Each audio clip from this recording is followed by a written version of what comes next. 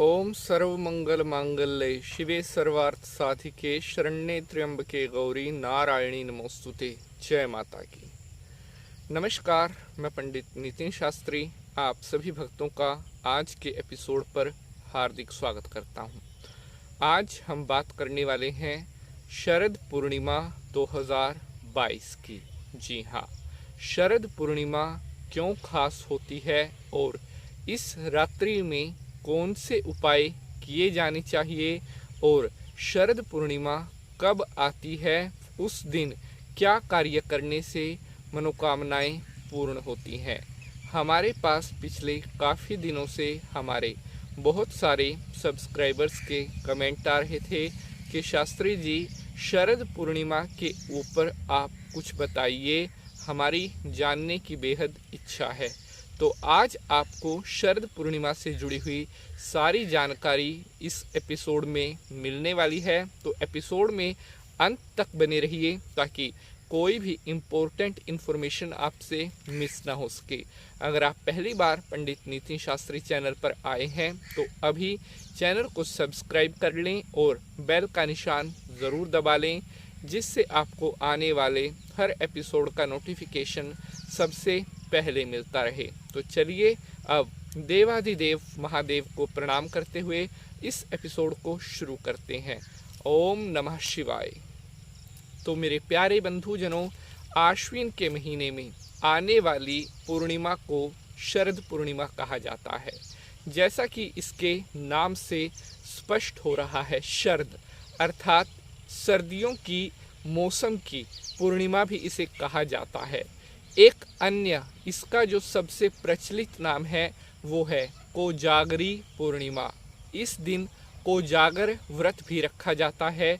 आम कई जगह पर कोजागर को गड़बड़े इत्यादि नाम से भी जाना जाता है।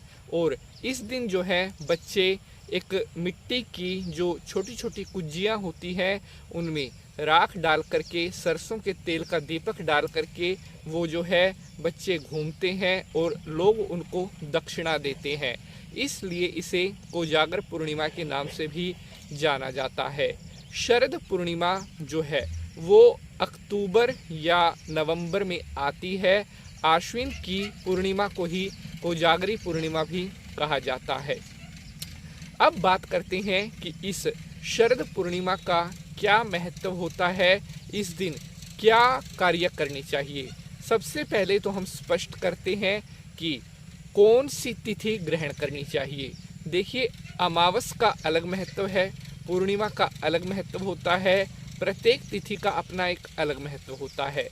पूर्णिमा जो हमें ग्रहण करनी चाहिए वो ग्रहण करनी चाहिए जिस रात को पूर्णिमा विद्यमान है वो ही तिथि हमें ग्रहण करनी चाहिए।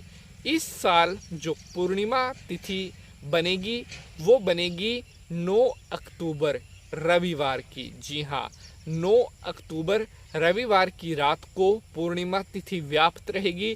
इसलिए इसी दिन कोजागर व्रत और इसी दिन शरद पूर्णिमा होगी। प्यारे बंधुजनों, ऐसी मान्यता है कि शरद पूर्णिमा की रात्रि को चंद्रमा धरती के सबसे करीब होते हैं और चंद्रमा की जो किरणें होती हैं वो डायरेक्ट धरती पर पड़ती हैं, उनमें किसी तरह का कोई अवरोध नहीं होता। तो ऐसा माना जाता है कि शरद पूर्णिमा की रात को खीर बना करके चंद्रमा की किरणों में रखने से और अगले दिन सुबह उस खीर को खाने से आपको तन मन धन सुख शांति की प्राप्ति होती है। शरद पूर्णिमा की रात को रखी हुई खीर और अगले दिन सुबह जो उसे खाता है उसके घर में कभी कोई रोग और कष्ट नहीं रहता। चंद्रमा माता का कारक ग्रह भी कहा गया है।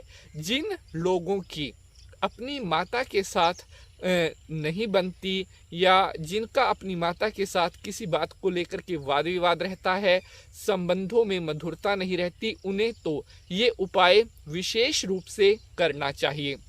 इसके अलावा जिनकी जन्म कुंडली में चंद्रमा कमज़ोर है उन्हें भी शरद पूर्णिमा की रात की रखी हुई खीर अगले दिन सुबह भक्षण ज़रूर करनी चाहिए। इसके अलावा चंद्रमा को मन का कारक ग्रह भी कहा गया है।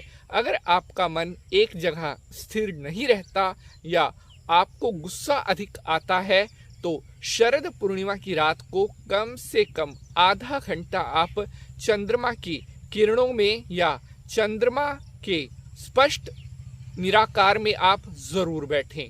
चंद्रमा आपके ऊपर चंद्रमा की किरणें पड़नी चाहिए, उन्हें आपने ग्रहण करना है शरद पूर्णिमा की रात को। ऐसा करने से आपका मन भी स्थिर होगा और आपका जो गुस्सा है वह भी शांत होगा।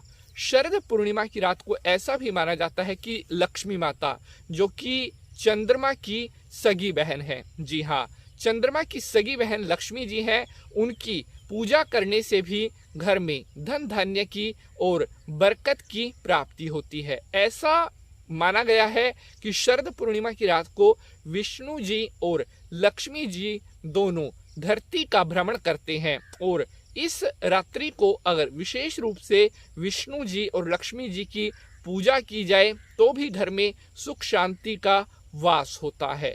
शरद पूर्णिमा की रात को आप हरी इलायची ग्रहण कर सकते हैं।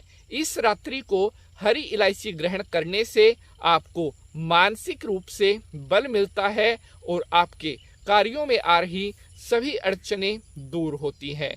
शरद पूर्णिमा या कोजागरी पूर्णिमा की रात को किया गया एक छोटा सा कार्य भी आपके पुण्यों में बहुत ज़्यादा बढ़ोतरी कर देता है।